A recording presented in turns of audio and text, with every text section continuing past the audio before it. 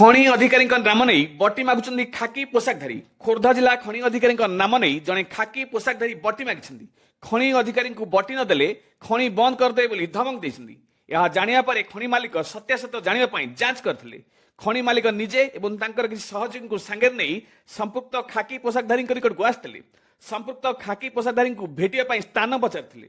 ଖାକି ପୋଷାକଧାରୀ ଖୋର୍ଦ୍ଧା ନୂଆ ବସଷ୍ଟାଣ୍ଡ ନିକଟ LIC office ନିକଟ ସ୍ଥାନକୁ ଆସିବା ପାଇଁ କହିଥିଲେ। ପୂର୍ବ ପ୍ରସ୍ତୁତି ଅନୁଯାୟୀ ଖଣି ମାଲିକ ଖଣି ଅଧିକାରୀ ଓ ଆଦର୍ଶ ଥାନା ପୁଲିସକୁ ଖବର ଦେଇଥିଲେ।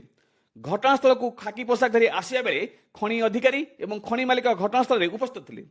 ଖଣି ଅଧିକାରୀ ଜଗନ ବେହେରା ଏବଂ ଖଣି ମାଲିକଙ୍କୁ ଦେଖିବା ପରେ ଘଟଣାସ୍ଥଳରୁ ଖାକି ପୋଷାକଧାରୀ କୌଶଳ କ୍ରମେ ଘଟଣାସ୍ଥଳରୁ ପଲ୍ସର ବାଇକ୍ ଛାଡ଼ି ଚମ୍ପଟ ମାରିଥିଲା।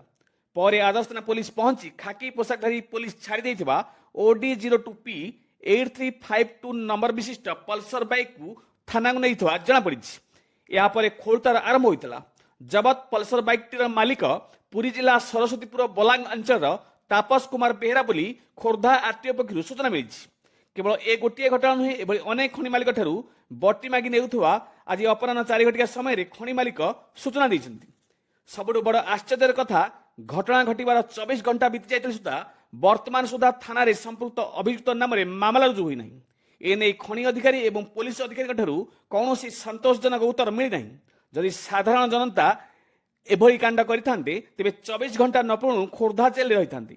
କିନ୍ତୁ ଆଇନକୁ କାର୍ଯ୍ୟକାରୀ କରୁଥିବା ପୋଲିସ ବାବୁ ନିଜ ବିଭାଗର କର୍ମଚାରୀଙ୍କ ବିରୋଧରେ କାର୍ଯ୍ୟାନୁଷ୍ଠାନ ଗ୍ରହଣ କରିବାକୁ ଭୟ କରୁଛନ୍ତି। ଏଥିରୁ ଜଣାପଡ଼ୁଛି ଖୋର୍ଦ୍ଧା ପୋଲିସ କେତେ ସ୍ୱଚ୍ଛ।